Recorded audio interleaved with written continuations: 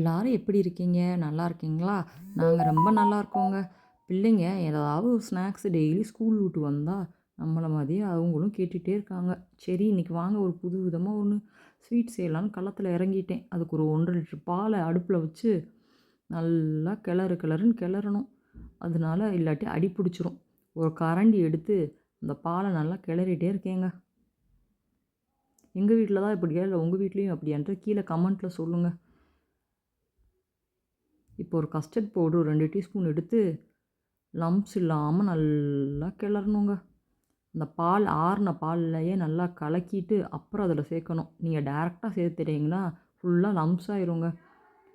அதனால் லம்ப்ஸ் இல்லாமல் நல்லா இப்போ கலக்கி வச்சுருந்த இந்த கஸ்டர்ட் பவுடரை அதில் அப்படியே சேர்த்து கிளறுன்னு கிளறணுங்க.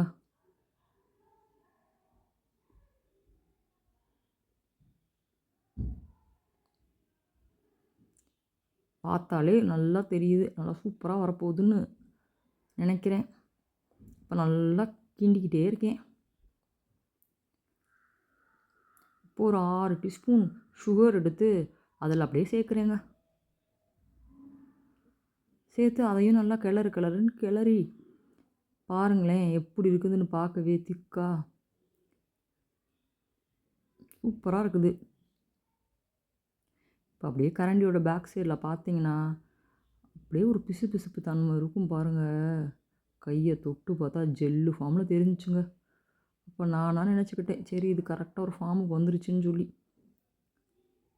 பாருங்கள் எப்படி பிசுன்னு இருக்குதுன்னு.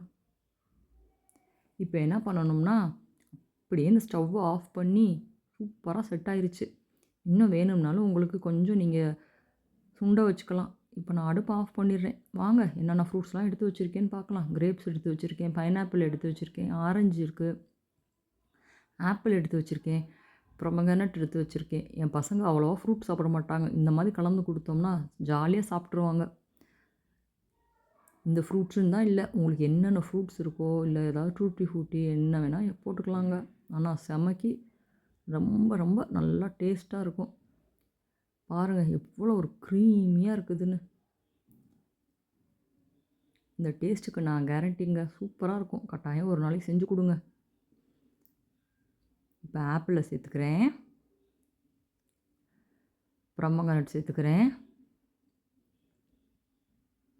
கிரேப்ஸ் ஆட் பண்ணிக்கிறேன், பைனாப்பிள் ஆட் பண்ணிக்கிறேன்,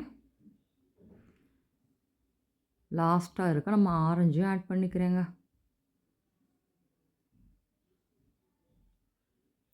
அப்படியே எல்லாத்துக்கும் ஒரு மிக்ஸு கொடுத்து பார்த்தோம்னா சொல்ல மாட்டேன், அப்படி இருக்குது. பாருங்கள் கடைகளில் போய் வாங்கி சாப்பிடவே வேணாங்க. வீட்டிலே ஹெல்த்தியாக ஆரோக்கியமாக பசங்களுக்கு செஞ்சு கொடுத்தா வேற என்னங்க வேணும். உண்மையிலே ரொம்ப ரொம்ப நல்லா இருந்துச்சு. பாருங்கள் எப்படி இருக்குதுன்னு.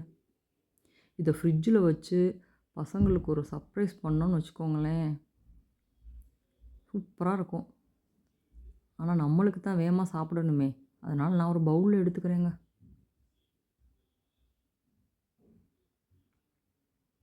நம்மளுக்கு இந்த ஜில்லாக சாப்பிட்றத விட டக்குன்னு எடுத்து சாப்பிட்டுட்டு மீதி ஃப்ரிட்ஜில் தூக்கி வச்சிட வேண்டியதாங்க. சரி நான் போய் சாப்பிட போகிறேங்க.